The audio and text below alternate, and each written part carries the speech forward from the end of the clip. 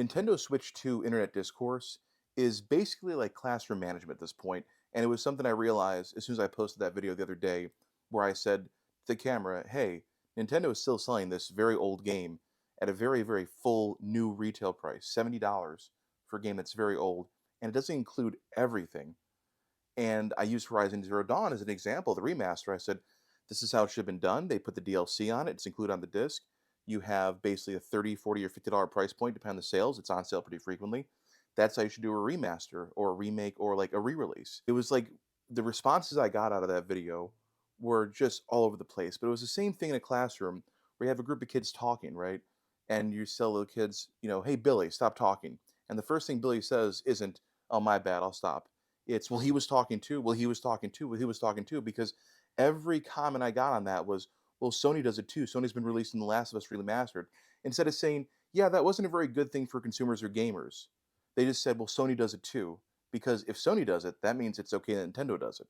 It's okay that neither of them do it. That no one should be doing that. But for some reason, the comments in that video they're unbelievable. They're like, The Last of Us has been remastered 1,000 times. I know. They shouldn't do that either. Just because Sony has done it 1,000 times doesn't mean Nintendo should do it too. It's not a defense of Sony, and it's not an endorsement of Nintendo. If Nintendo wanted to do something really great, they would have taken Breath of the Wild, they would have put all the DLC on that cartridge, and they should have sold it as Player's Choice, 10 million sold, $50 complete edition. Right. Breath of the Wild complete edition, $50, you're a winner. But they decided, hey, we can just re-release this game again for $70, and I can see why they thought that. Defend it like it's their friend. Nintendo's my friend. How could you insult them? Like, Sony shouldn't be doing what they do.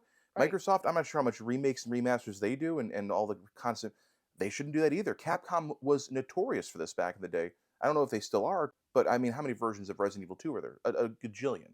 But for some reason, Nintendo does it, and it's like, we have to defend it. And it's okay Nintendo does it because Sony does it. And Sony's bad too. I know. No one should do it. I know. I'm very aware.